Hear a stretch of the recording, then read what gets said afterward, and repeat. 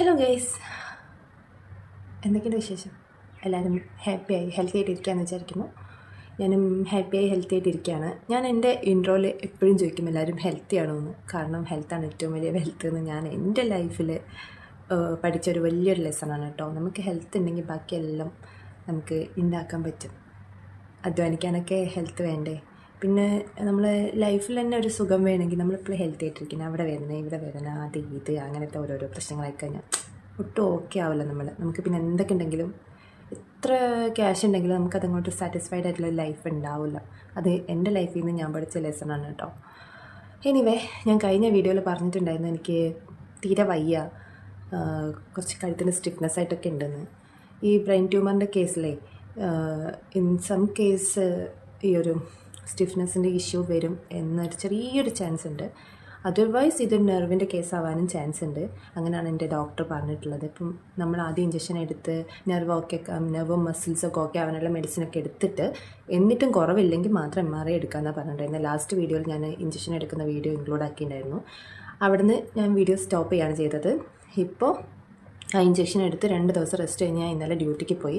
ഞാനൊരു ഹിജാമ സെൻറ്ററിലാണ് ഡ്യൂട്ടി ചെയ്യുന്നത് കേട്ടോ, ഹിജാമ അസിസ്റ്റ് ചെയ്യുന്നതൊക്കെ ആയിട്ട്. അപ്പോൾ അവിടെ നിന്ന് ഞാൻ ഇന്നലെ എനിക്ക് ഹിജാമ ചെയ്തു. ഇവിടെ ഈ പോയിൻറ്റിലൊക്കെ ആയിട്ട് ഹിജാമ ചെയ്തിട്ടുണ്ട് ഇന്നലെ നൈറ്റിൽ. അപ്പോൾ റെഡി ആയോ ചോദിച്ചാൽ, കുറവുണ്ടോ ചോദിച്ചാൽ, എനിക്ക് ആ സമയത്ത് നല്ല റിലീഫ് ഉണ്ടായിരുന്നു ആ പെയിനിന്. പക്ഷേ ഇന്നലെ രാത്രി എനിക്ക് തീരെ ഉറങ്ങാൻ പറ്റില്ല. ഈ സൈഡിലോട്ട് എനിക്ക് തീരെ കിടക്കാൻ പറ്റുന്നില്ല. എനിക്ക് ഇതുവരെ എൻ്റെ ബോഡിയിൽ എവിടെയായിട്ടും ഒരു മിനിറ്റ്, ബോഡിയിൽ എവിടെയായിട്ട് എനിക്ക് ഒരു പെയിനോ കാര്യമോ ബുദ്ധിമുട്ടോ ഒന്നും ഇല്ലാത്ത ഒരാളായിരുന്നു. അപ്പോൾ ഇങ്ങനെയായിട്ട് എനിക്ക് നല്ല പ്രശ്നമാണ്. ഞാൻ ഇന്നലെ കുറേ കടന്ന് മോങ്ങി, എന്താ പഠിച്ചോനെ ഇത് റെഡി ആവൂലേ, എനിക്കിനി ഇത് സെറ്റ് ആവൂലേ, എനിക്ക് ജോലി എടുക്കാൻ പറ്റൂലേ. ഒന്നാമതിപ്പം UAE-യിലാണല്ലോ. അപ്പോൾ എന്താ പറയുക, നാടൊക്കെ വിട്ട് നിൽക്കുമ്പം നമുക്കൊരു ചെറിയൊരു പനി വന്നപ്പോൾ നമ്മൾ ഭയങ്കരമായിട്ട് ഡൗൺ ആവും. പ്രത്യേകിച്ച് ലേഡീസ്, എൻ്റെ കാര്യമായിട്ട് പറയുന്നത്. ചില ലേഡീസിനൊന്നും ഇഷ്യൂ ഉണ്ടാവില്ല, താങ്ങാൻ ആൾക്കാരില്ലാത്തവർക്ക് എൻ്റെ അത്ര പോലും ഉണ്ടാവില്ല. എനിക്കങ്ങനെ എന്താ പറയുക, എന്നെ എല്ലാവരും ഇങ്ങനെ മോട്ടിവേറ്റ് ചെയ്ത് താങ്ങി നിൽക്കാൻ ആളുണ്ട് അങ്ങനെയൊന്നുമല്ല. എൻ്റെ സ്വന്തം പ്രയത്നത്തിൽ എൻ്റെ സ്വന്തം കൈയാണ് എൻ്റെ തലേനൊക്കെ ഞാൻ വെച്ചിട്ട് എന്നെ കൊണ്ട് ഈ അസുഖവും വെച്ച് ഈ ജോലിയും ചെയ്ത് ഇതുവരെ ഞാൻ എത്തിയത്. അൽഹംദുലില്ലാ. ആ ഒരു ഗഡ്സ് എനിക്ക് തന്നത് പടച്ച റബ്ബാണ്. അതിനെന്നും എനിക്ക് പടച്ചവനോട് ഗ്രാറ്റിറ്റ്യൂഡ് ഉണ്ടെന്ന് തന്നെ പറയാം. പിന്നല്ലേ, ചില ആൾക്കാർ ചോദിച്ചു UAE-യിൽ എവിടെ വർക്ക് ചെയ്യുന്നതെന്ന്. ഞാൻ UAE-യിൽ അബുദാബിയിലാണ്. എന്തായിട്ടാണ് വർക്ക് ചെയ്യുന്നത് ചോദിച്ചിട്ടുണ്ട്. ഞാൻ യുനാനി അറിയാലോ, യുനാനിയിൽ ഒരു ഹിജാമ സെൻറ്ററിൽ ഹിജാമ അസിസ്റ്റൻ്റായിട്ടൊക്കെയാണ് വർക്ക് ചെയ്യുന്നത്. അപ്പോൾ കുറച്ച് സ്ട്രെയിനുള്ള ജോലിയൊക്കെയാണ്. പക്ഷേ ഈ അസുഖം വെച്ച് ജോലി ചെയ്യുന്ന എനിക്കൊരു ബുദ്ധിമുട്ടില്ല കേട്ടോ. ഞാൻ ഇതിന് മുന്നേ ആയുർവേദ ക്ലിനിക്കിലാണ്, ക്ലിനിക്കല്ല, വലിയ ഹോസ്പിറ്റലായിരുന്നു നാട്ടിൽ, അവിടെ വർക്ക് ചെയ്താണ്. അതും ഇതും അന്നൊന്നും എനിക്ക് ഇത്ര ഇഷ്യൂസൊന്നും ഇല്ലായിരുന്നു. ഞാൻ കുറച്ചും കൂടെ ഹെൽത്തി ആയിട്ട് തന്നെ ഇരിക്കുകയായിരുന്നു. ഇപ്പോൾ ഇവിടെ വന്നപ്പോൾ ഇനിയിപ്പോൾ ജോലി ഭാരം കുറഞ്ഞുകൊണ്ടാണോ അറിയില്ല, ഞാൻ നല്ലപോലെ ടയേർഡ് ആകുന്നുണ്ട്. എനിവേ, ഇതൊക്കെയാണ് എൻ്റെ ഇപ്പോഴത്തെ കണ്ടീഷൻ്റെ അപ്ഡേറ്റ്സ്. വലിയ പ്രശ്നം നോക്കാനില്ലേ. പിന്നെ എനിക്കൊരു കാര്യം പറയാനുള്ളത്, എൻ്റെ സെയിം ഇഷ്യൂ ഉള്ളവരുണ്ടാവും, സെയിം പിറ്റ്യൂട്ടറി അഡിനോമ ഉള്ളവരുണ്ടാവും. അവർക്കൊക്കെ ഇത് ഞാൻ സ്ക്രീൻ ഓഫ് ആയിപ്പോണ്, അതാണ് ഞാനിങ്ങനെ ഇടയ്ക്കിടയ്ക്ക് ഇങ്ങനെ ടച്ച് ചെയ്യുന്നത്. പിന്നെ അതൊക്കെ ഉള്ളവർ സെയിം എൻ്റെ അതേ കണ്ടീഷന് വരുമോ, ഇനി വല്ലപ്പോഴും കഴുത്ത് ഒളിക്കി കഴിഞ്ഞാൽ അയ്യോ ഇത് ആ കുട്ടി പറഞ്ഞ പോലെ എനിക്കത് കണക്റ്റാണോ, അങ്ങനെ ഒന്നും ചിന്തിക്കാൻ കേട്ടോ. എനിക്ക് അങ്ങനെ കുറേ കമൻറ്റ്സ് വേറെ വരുന്നുണ്ട് പഴയ വീഡിയോസിലൊക്കെ. എനിക്ക് ഇങ്ങനെയൊക്കെ ഇഷ്യൂസ് ഉണ്ട്, ഇങ്ങനത്തെ സിംറ്റംസ് ഉണ്ട്, എനിക്ക് ബ്രെയിൻ ട്യൂമർ ആവും. ഞാനത് പറയാം, ഞാൻ ഡോക്ടറൊന്നുമല്ല. എൻ്റെ കാര്യം തന്നെ എനിക്കൊരു ഡോക്ടറോട് ചോദിക്കണം, അതിന് വേണ്ടിയുള്ള ഡയഗ്നോസിസ് ഒക്കെ ചെയ്യണം, എന്നാലേ എനിക്ക് എൻ്റെ കാര്യം ഒന്ന് ക്ലാരിഫൈ ആവുന്നുള്ളൂ. ഞാനിപ്പോൾ ഇതിനെക്കുറിച്ച് സംസാരിച്ചിട്ട് ഞാൻ ഡോക്ടറാണെന്നൊന്നും ആരും തെറ്റിദ്ധരിക്കില്ലേ, ഞാൻ ഡോക്ടറൊന്നും അല്ല. പിന്നെ ഞാൻ ഒരു ആയുർവേദ നേഴ്സിംഗ് പഠിച്ചിട്ടുള്ള ഒരു പാവം ആയുർവേദ നേഴ്സാണ്. പിന്നെ എന്താണെന്ന് വെച്ചാൽ എനിക്ക് കണക്റ്റായിട്ടുള്ള കണ്ടീഷൻസ്, ആ ഹെൽത്ത് ഇഷ്യൂസ്, അത് സെയിം ആയിട്ടുള്ള ആൾക്കാർ കുറേ ആൾക്കാരുണ്ട്. സെയിം ഹെൽത്ത് ഇഷ്യൂ ഹൈപ്പർലാക്റ്റിനോമ വരുന്ന കുറേ ആൾക്കാരുണ്ട്. അവർക്ക് എന്നെ കോൺടാക്ട് ചെയ്തിട്ടുണ്ട്. അപ്പോൾ അവർക്ക് ചിലപ്പോൾ ഇത് കണക്ട് ചെയ്യാൻ പറ്റുമായിരിക്കും. പക്ഷേ സെയിം അസുഖം പിറ്റ്യൂട്ടറി അഡിനോമ തന്നെ വേറെ വേറെ ഹോർമോൺസിനെ എഫക്റ്റ് ചെയ്തിട്ടുള്ള വേറെ കുറേ ആൾക്കാരുണ്ട്. അപ്പോൾ അവരുടെയൊക്കെ സിംറ്റംസ്, അവർക്കുണ്ടാകുന്ന ബുദ്ധിമുട്ടൊക്കെ വേറെയാണ്, അതിനൊക്കെ വ്യത്യാസമുണ്ട്. അപ്പം നിങ്ങളെ കാറ്റഗറി ഏതാണെന്ന് നിങ്ങൾ എന്തായാലും ഉറപ്പ് വരുത്താം. ഓക്കെ, എനിവേ, ഇന്ന് നമുക്ക് ചെറിയൊരു വ്ളോഗാക്കാം. എന്ന് വെച്ചാൽ ചെറിയ വ്ളോഗാക്കാനൊന്നുമല്ല, ഇതൊരു വ്ളോഗ് തന്നെയാണല്ലോ. ഇപ്പോൾ ഇവിടെ കറൻറ്റ് നല്ല ചൂടാണ്. നമുക്ക് എന്താ പറയുക, എനിക്ക് ഇവിടുത്തെ ഒരു 2 മണിക്കാണ് ഡ്യൂട്ടി ഉള്ളത്, ആഫ്റ്റർനൂൺ ഡ്യൂട്ടിയാണ്. അപ്പോഴേക്ക് ഫുഡൊക്കെ ഉണ്ടാക്കണം എന്നാണ് ഞാൻ വിചാരിക്കുന്നത്. ഇന്നലെ എനിക്ക് തീരെ ഉറക്കം വന്നില്ല. ഞാൻ നല്ലപോലെ കരഞ്ഞത്. അതിൻ്റെ കണ്ണൊക്കെ കണ്ടോ, ചൈനക്കാര് കണ്ണു പോലെ ഇങ്ങനെ ഇവിടെയൊക്കെ ഇങ്ങനെ തടിച്ച് വന്നിട്ടുണ്ട്. എന്താ പറയുക, നീര് വെച്ചതാ. ഞാൻ ഇങ്ങനെ കരഞ്ഞു കഴിഞ്ഞാൽ പിന്നെ കുറേ സമയത്തേക്ക് ഇങ്ങനെ ഉണ്ടാവും. ചിലപ്പോൾ ഒരു ദിവസം ഫുള്ളുണ്ടാവും. പകലൊക്കെ കരയാണെങ്കിൽ അന്ന് പിന്നെ എല്ലാവർക്കും മനസ്സിലാവും, കണ്ണിങ്ങനെ വീങ്ങിയിട്ടിരിക്കും. അപ്പോൾ അതൊക്കെ കാരണം ഉറക്കം റെഡി ആവാത്തതുകൊണ്ട് എനിക്ക് ഫുഡ് ഉണ്ടാക്കാൻ തോന്നുന്നില്ല. ആക്ച്വലി എനിക്ക് വലിയതായിട്ട് കുക്ക് ചെയ്യാനൊന്നുമില്ല. കറിയൊക്കെ അറിയാമല്ലോ, പ്രവാസികൾ കറി കുക്ക് ചെയ്തിട്ട് ഫ്രിഡ്ജിലൊക്കെ ഇങ്ങനെ സ്റ്റോർ ചെയ്ത് വെക്കും. അതുപോലെ സ്റ്റോർ ചെയ്ത കറിയുണ്ട്. ഒരു ചോറ് വെക്കണം, അത്രേ ഉള്ളൂ. ഇപ്പോൾ വേറെ എന്തെങ്കിലും വേണമെന്ന് തോന്നും. അപ്പോൾ തോന്നുകയാണെങ്കിൽ എന്തെങ്കിലും ഉണ്ടാക്കണം. അപ്പോൾ ബാക്കി വീഡിയോയിലോട്ട് പോവാം. Okay, stay tune.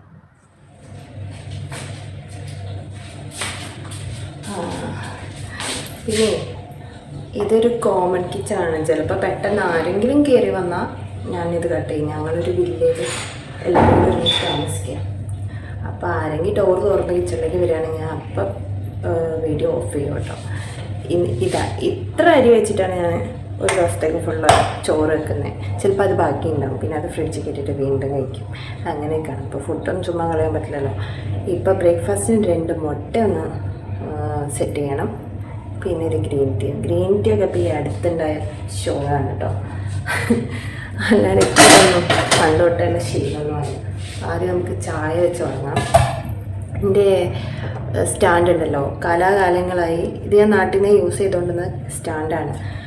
അപ്പോൾ ഇവിടെ വന്നതിന് ശേഷം എ സിയിൽ ഇങ്ങനെ നിന്ന് ഞാനിങ്ങനെ വീഡിയോസൊക്കെ കാണാൻ വേണ്ടിയിട്ട് സ്റ്റാൻഡിൽ വെച്ചിട്ട് തന്നെ കാണാറുണ്ടായിരുന്നുള്ളൂ. അപ്പോൾ ഈ എ സിയിൽ ഇങ്ങനെ നിന്ന് ഇതിൻ്റെ ഈ കുറച്ച് ഭാഗം ഇത്രക്കൊരു ഹൈറ്റിൽ ഭാഗം സ്റ്റിഫായിപ്പോയി. അതിന് സ്റ്റിഫ്നെസ്സിൻ്റെ പ്രശ്നമാണ്. എല്ലാവർക്കും സ്റ്റിഫ്നെസ്സിൻ്റെ ചായ ഓക്കെ.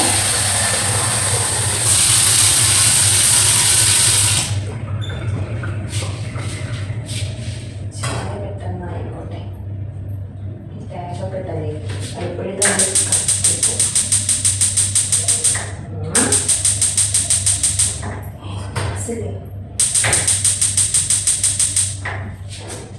ഗ്യാസില്ലേ, ഗ്യാസുണ്ട്.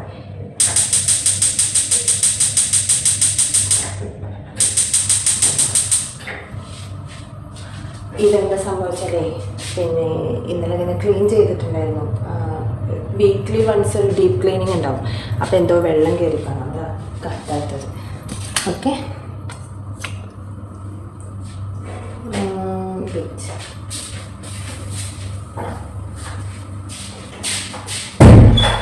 ഇതാണ് സേഫ്. കാരണം ആരൊക്കെ വരികയാണെങ്കിൽ ജസ്റ്റ് ഒന്ന് നോക്ക് ചെയ്യായിരിക്കും. നോക്ക് ചെയ്ത് വന്നാൽ അവർക്ക് കൊള്ളാം.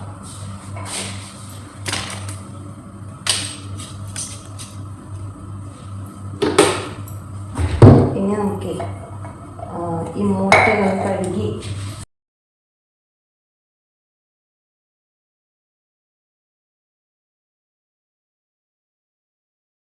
ഇത്ര മതി.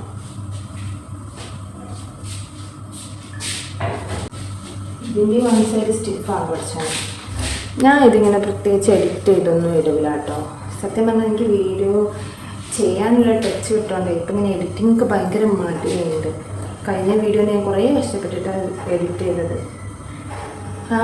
ഇനി ഒരു അടുപ്പും കൂടെ ഫ്രീ ഉണ്ട്. നമുക്ക് അവിടെ ഈ അരിയും കൂടെ കഴുകിയിട്ട് വെച്ചാൽ നമ്മളുടെ പണികളെല്ലാം ഒരുമിച്ചങ്ങനെ വരും.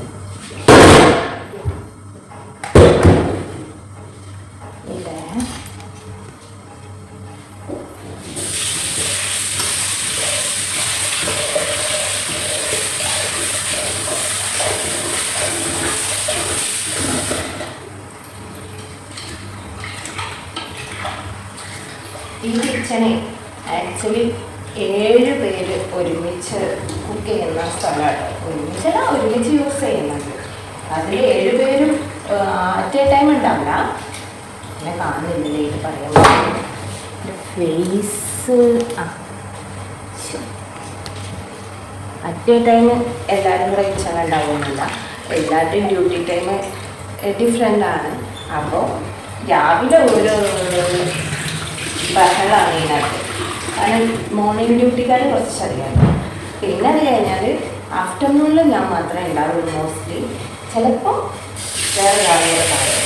ഇവിടെ ലേഡീസ് മാത്രമാണ് ഇപ്പോൾ താമസം.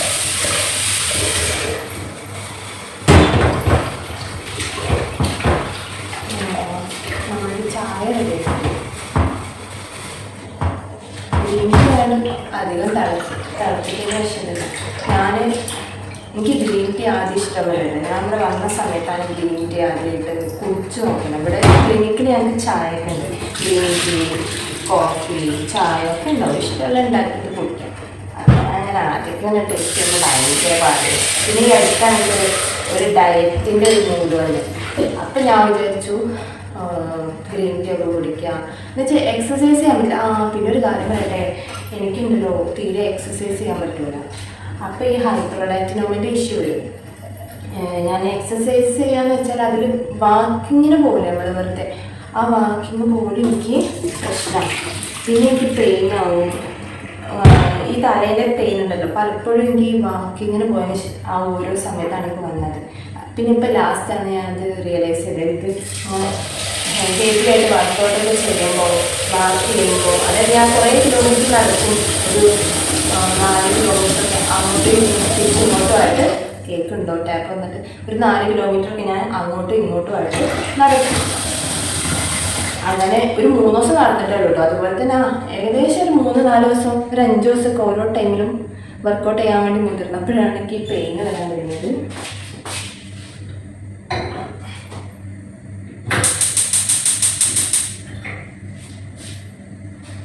പിന്നെ സ്ക്രീൻ ഓഫായിപ്പോൾ എനിക്കാണ് എന്നെങ്ങനെ കാണണം. സ്ക്രീൻ ഓഫായാൽ അവിടെ റെക്കോർഡാവുമെന്ന് എനിക്കറിയാം. എന്നാലും എനിക്ക് ഇന്നെ കാണാതെ ഇങ്ങനെ പറയുമ്പോൾ ഒരു വിഷമമാണ്. അപ്പോൾ എന്താ പറയുക, എന്തോ ഞാൻ പറയാൻ വന്നിനി മറന്നു. പിന്നെ ഞാനിങ്ങനെ വയ്യാണ്ട് കിടന്നപ്പം എന്താണ്, ഇവിടെ നല്ല ചൂടാണ്. വയ്യാണ്ട് കിടന്ന സമയത്തേ പിന്നെ എനിക്ക് ഫുഡൊക്കെ എൻ്റെ ഫ്രണ്ട്സൊക്കെ എന്നെ ഹെൽപ്പ് ചെയ്യും കേട്ടോ. അവർ ഉണ്ടാക്കുന്ന ഫുഡിൽ നിന്നാണ് ഞാൻ കഴിച്ചുകൊണ്ടിരുന്നത്. ഫുഡ് ഉണ്ടാക്കി തരും, ഞാൻ കഴിക്കും, കിടക്കും. അങ്ങനെയായിരുന്നു റെസ്റ്റിംഗ് ടൈമിൽ. പിന്നെ ഇന്നലെ തൊട്ടാണ് ഞാൻ ഫുഡ് ഉണ്ടാക്കി തുടങ്ങിയത്. ഒരു 4 ദിവസം നല്ല റെസ്റ്റായിട്ട് തന്നെയാണ്. എനിക്കൊന്നും ചെയ്യാൻ പറ്റില്ലായിരുന്നു. ശരിക്കും ഒന്ന് കഴുത്ത് നല്ല തിരിക്കാനൊന്നും പറ്റില്ലായിരുന്നു. ഇപ്പം അതൊക്കെ ഓക്കെയാണ്. എന്നാലും ചെറിയൊരു പെയിൻ ഫീൽ ചെയ്യുന്നുണ്ട്. അതിങ്ങനെ സാവധാനം മാറുമായിരിക്കും. ഞാൻ അതിന് വേണ്ടി വെയിറ്റ് ചെയ്യാൻ വെറുതെ ഇങ്ങനെ MRI എടുത്ത് നല്ല റേഡിയേഷനൊക്കെ അല്ലേ. എനിക്കിപ്പോൾ ഒരു വർഷം ആയിട്ടില്ല, കുറച്ച് മന്ത് 7 or 8 months ആയിട്ടുള്ളൂ ഒരു MRI എടുത്തിട്ട്. അപ്പം ഇനിയിങ്ങനെ എടുക്കണ്ട വിചാരിച്ചിട്ടാണ്. ചിലപ്പോൾ ഇതിങ്ങനെ നെർവിൻ്റെ ഇഷ്യൂ ആണെങ്കിൽ മാറിപ്പോവല്ലോ എന്നോർത്ത് ഇങ്ങനെ വെയിറ്റ് ചെയ്യാം. ഞാനിവിടെ എക്സോസ്റ്റ് ഫാനൊക്കെ ഓഫ് ചെയ്തിട്ടാണ് ഇരിക്കുന്നത്. ഇപ്പോഴത്തെ ചൂട് ഭയങ്കരമാണ്. കിച്ചണിൽ എക്സോസ്റ്റ് ഫാൻ ഇല്ലാണ്ട് ഒന്നും നിൽക്കാൻ പറ്റില്ല. നമുക്കേ ഇനി ഫുഡൊക്കെ ആയിട്ട് കാണാം. Okay, by.